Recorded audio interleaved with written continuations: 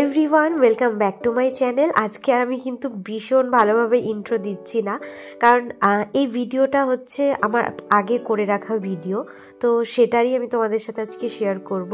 এখন বাজে ভোর 4টে, চলে এসেছি আমি মায়ের কাছে মায়ের আশীর্বাদ নিতে, কারণ আজকে আমার জীবনের ভীষণ ভীষণ ভীষণ ভীষণ ইম্পর্টেন্ট একটা দিন। আজকের দিনটা ছিল 27শে নভেম্বর 2024 বুধবার।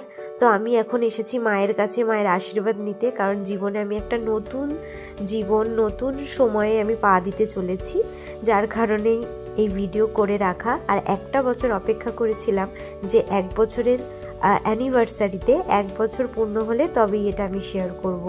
আমরা কেউই জানতাম না যে সেই 1 বছর আস্তে আস্তে আমি বিবাহিত অবস্থায় তোমাদের সাথে ভিডিওটা শেয়ার করব। তো এই দিনকে আমার হবু শ্বশুর বাড়ি থেকে আমাকে প্রথমবারের জন্য দেখতে এসেছিল শুধুমাত্র আমার শ্বশুরমশাই আর শাশুড়ি মা, কারণ ওনারা দুইজনই সবার প্রথমে আমাকে দেখে যাবেন, তারপরে বাড়ি থেকে বাকি লোক আনা হবে। বলতে পারো একটা ভীষণ বড় ইন্টারভিউ ছিল এই দিন আমার।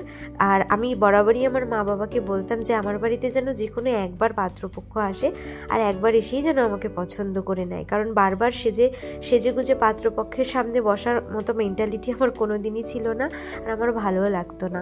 তো মা আর বাবু চলে এসেছেন এই সময়, কিন্তু এনারা দুইজন সম্পূর্ণ আমার কাছে একদম নতুন মানুষ, আর একদম মানে অন্য মানুষ, যাদের অন্য মানুষের সামনে আসতে ঠিক আমি যতটা হেজিটেট বোধ করতাম, ঠিক এই দুজনকেও আমার সেরকম লাগছিল। আমি কিন্তু অলরেডি রেডি হয়ে ওপরে রয়েছি। মা সবার প্রথমে সবাইকে মিষ্টিমুখ করালো পায়েস দিয়ে, আর আমি উপরে রেডি হয়ে ভীষণ নার্ভাস ছিলাম। সেটার ফুটেজও আছে, তোমাদেরকে অবশ্যই শেয়ার করব।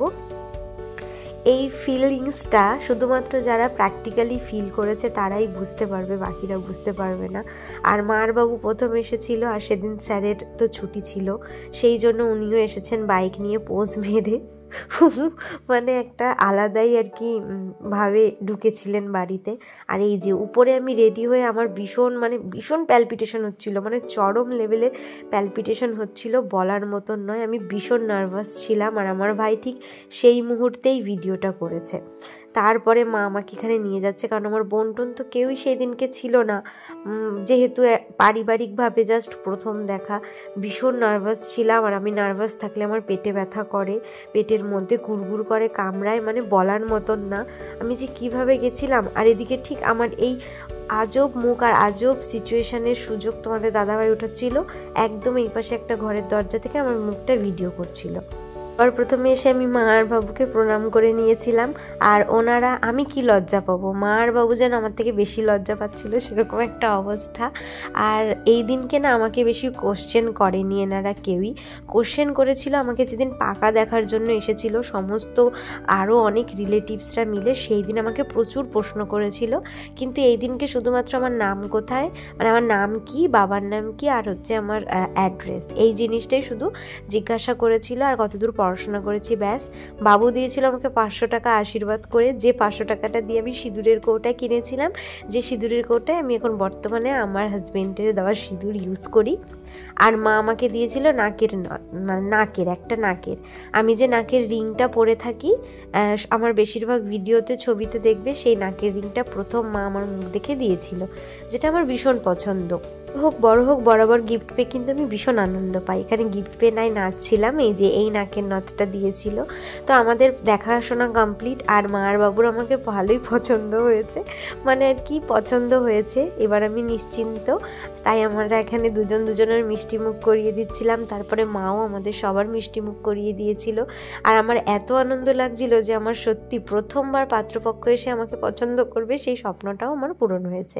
আমরা সবাই মিলে এখানে মিষ্টি খাওয়াখাই করছিলাম। আর এই দিন যেহেতু সকাল থেকে উপোস ছিলাম, আর আমি যে কোনো শুভ কাজ হোক আমি কোনো দিনই জল পর্যন্ত স্পর্শ করি না, আমি কাজটা মিটে যাওয়ার পর তারপরে কিছু খাই, তাই বেশি মিষ্টি খাইনি। আর মাটনটা রান্না বাকি ছিল, কারণ কষা মাটন খেতে আমরা ভীষণ ভালোবাসি, শুধুমাত্র আমাদের জন্যই মাটনটা দেরিতে করেছিল। আর রান্না হয়ে যাওয়ার আগেই আমাদের কষা মাটন দিয়ে দিয়েছিল, আমরা বসে বসে খাচ্ছিলাম।